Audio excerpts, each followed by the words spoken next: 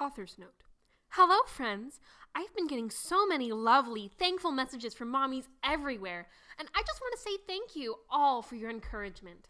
However, I've also been getting several messages saying that my story is bad because Harry Potter is not just about witches. It is also about friendship and kindness and bravery.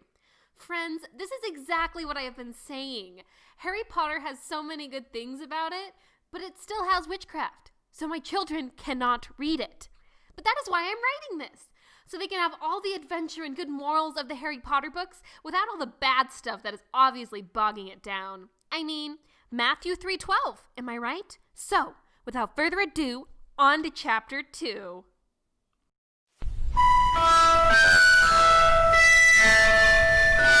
Hogwarts School of Prayer and Miracles, Harry queried and clasped his hands. Just at hearing that name, he felt such a sense of inner peace. He wanted to have more of that peace, and he wanted to learn how to be a good Christian. He was starting to think that peace and being a good Christian were in fact the exact same thing. I want to go there! Hagrid beamed widely. He'd been praying so hard to save a soul today, and he was so happy to have saved the soul of such a sweet, earnest little one. The poor boy, being raised by two parents who were not Christian, and who both went to work and left him with a babysitter all day long. It was a good thing Hagrid had got there in time. 5 years down the road, Harry might have been a fornicating, drug-addicted evolutionist. Don't be silly, Harry, Aunt Petunia commanded, and wrung her long, bony hands. Come back inside and I'll read to you about evolution from the Dawkins. You do not need that silly religion. Harry scrunched up his innocent little face and thought very hard. Aunt Petunia and Uncle Vernon were as close to parents as he had, and this was the only home he knew. Could he really leave? But he was saved now. He had prayed the sinner's prayer. He could not stay here, not anymore, not with what he knew now.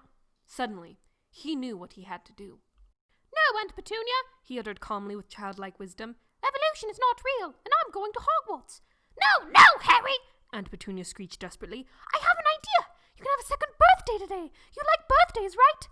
Birthdays are not of God, Harry verbalized knowingly, and looked at his aunt with an innocent wisdom. You tried to corrupt me, but it did not work.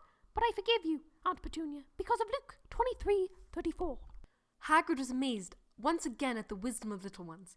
He did not know if he could forgive someone who had hurt him as much as this woman had hurt little Harry. Deny him the truth? Who could be so cruel?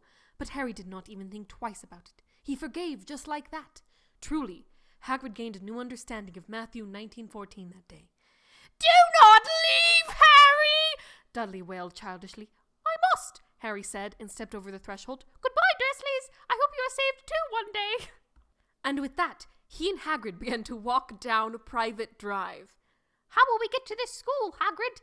Harry queried curiously. We will pray, Hagrid retorted knowledgeably. How will we do that? Harry solicited inquisitively. Watch, Hagrid said, and then got down on his knees on the road. He motioned for Harry to get down on his knees too. Hagrid raised his hands to the heavens and cried out in a deep, thunderous voice, Dear Lord, take us to Hogwarts! Harry felt himself being whisked away, and in a moment he was sitting in the cool, damp grass outside a humongous, beautiful castle. He looked in awe at the tall towers and the grey stones. What a beautiful place. A tall, thin man with a long, pointed beard and big, wire spectacles stood in front of Harry. He was wearing a brown tweed suit and a nice matching hat. His shoes were made of leather and polished until they shone. He had a smile much like Hagrid's smile, so peaceful. Harry just knew he could trust him. A lovely, kindly young woman with flowing blonde hair and a pleasant, heart-shaped face stood beside this holy man. Hello there, little one, the man greeted amicably. I am the Reverend Albus Dumbledore, and this is my wife, Minerva. Welcome to Hogwarts School of Prayer and Miracles. Author's note. Blessings!